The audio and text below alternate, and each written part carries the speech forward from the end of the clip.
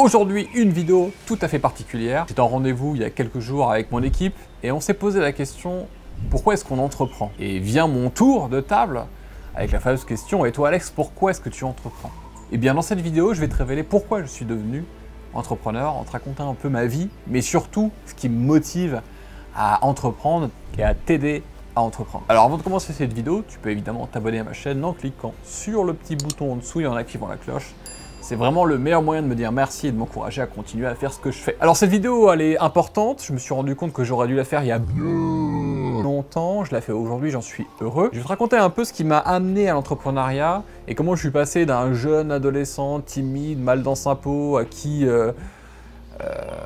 vraiment il était quasiment impossible de prévoir cette destinée, bien sûr, entre guillemets.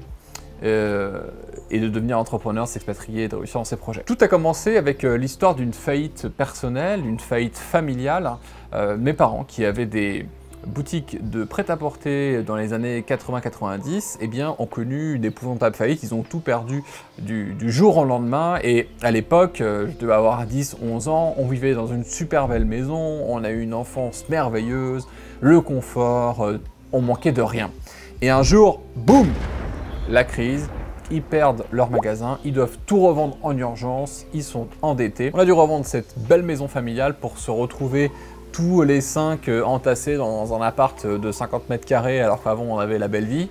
Mes parents ont dû prendre d'urgence un crédit auprès de la famille, s'endetter à nouveau pour acheter une toute petite affaire. Alors si tu me connais un peu, le restaurant de mes parents, tu le connais peut-être déjà. La Bodega à Melun, spécialité ibérique, cuisine moderne.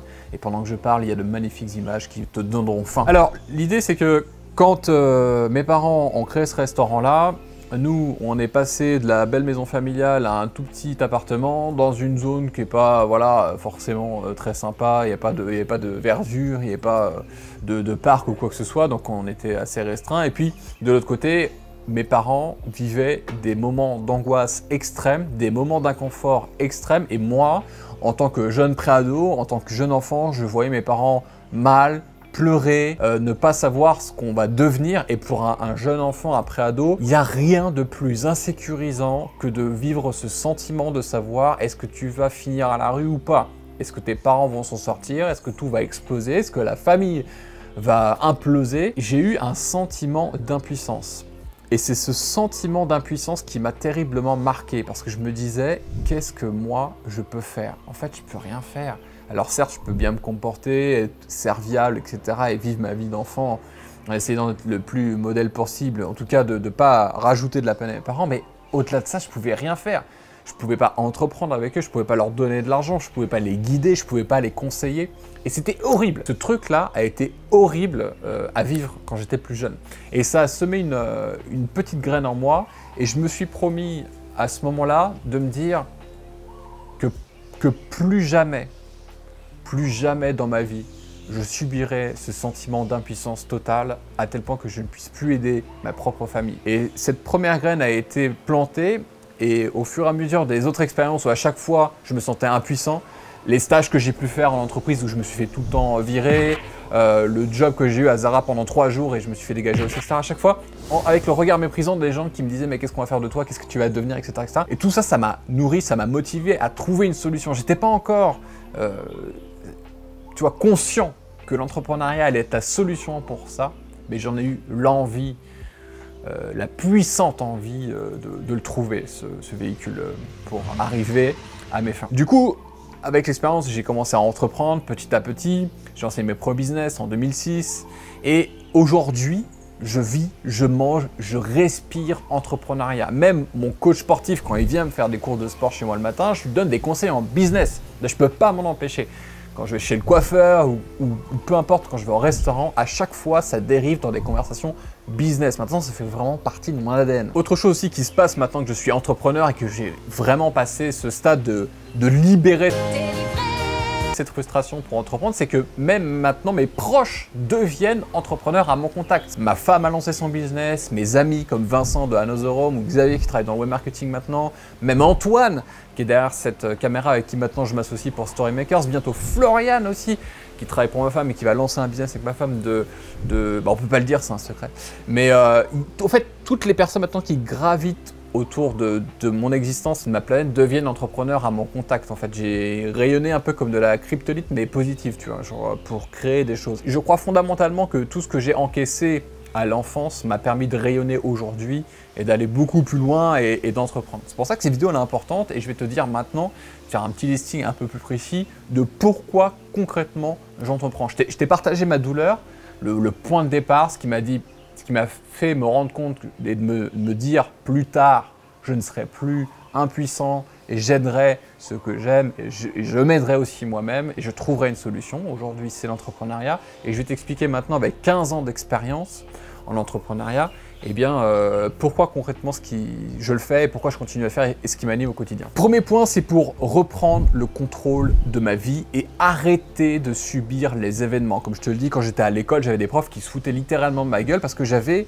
un peu ce comportement de vouloir faire ce que je veux et de ne pas faire ce qui n'a pas d'intérêt à mes yeux et ce qui d'après moi, fonctionne pas pour moi. Quand j'étais gamin, même au collège, comme j'étais en surpoids, je subissais aussi les harcèlements d'autres élèves.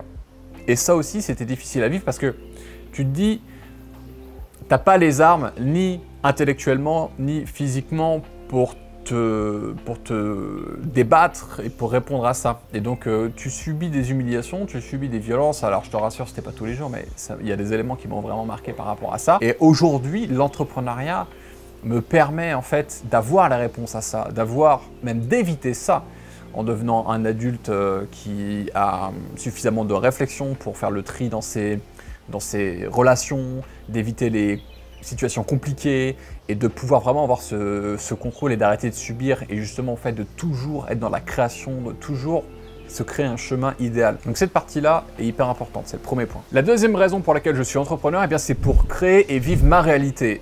Quand j'étais un peu plus jeune et même après jeune adulte et adolescent, il y a des choses dans la vie classique, métro, boulot, dodo, qui me plaisaient pas en fait. Quand tu es entouré des gens qui t'inspirent pas, c'est saoulant parce que tu dois aller au boulot ou au stage, tu vas fréquenter des gens qui t'apprécient pas, que t'apprécies pas non plus, mais tu es obligé. Et ça, pour moi, c'était intolérable. Donc j'ai créé ma propre réalité avec mes amis, mes associés, mes prestataires, mes partenaires et juste uniquement avec les gens avec qui j'ai envie d'évoluer. Troisième point, pour me sentir vivant et sentir que ma vie a du sens. Dans le monde d'avant, où il n'y avait pas d'apocalypse type Covid-19, j'organisais un Biz Club Live toutes les années, c'est-à-dire un séminaire sur le business en ligne. Et à chaque fois, il y avait mes élèves, mes clients, et peut-être toi qui regardes cette vidéo aujourd'hui, on se rencontre, on se serre la main, on se fait une bise, on se fait un hug. Et le nombre de personnes qui à chaque fois me racontent leur vie, comment ils ont progressé grâce à l'entrepreneuriat, les résultats que ça leur a apporté, les changements dans leur vie, parfois même les larmes qui coulent sur leurs yeux, je me dis mais putain, ma vie sert à quelque chose, je me sens vivant et je sais que je suis utile pour eux.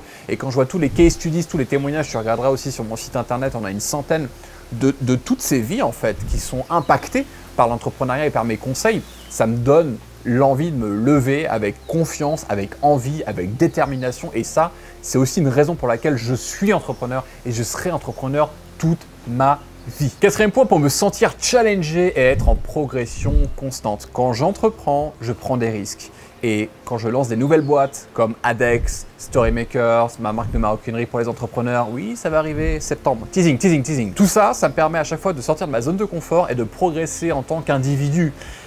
Et même ma posture en tant qu'entrepreneur, elle évolue. Elle est passée de solopreneur en 2006 tout seul où j'avais pas envie d'associer, j'avais pas envie de partenaire, à ensuite entrepreneur avec une équipe, ensuite à associé. Je suis associé à Antoine dans Storymakers, je suis associé à Vedank dans Adex, je suis associé à Guelmar, mon bras droit, je suis associé à Hugues, mon bras gauche, comme je dis souvent. Et ça aurait été impossible, ne serait-ce qu'il y a 15 ans. Et l'entrepreneuriat m'a permis de devenir une nouvelle personne et de penser différemment et de travailler de cette manière-là. C'est magnifique.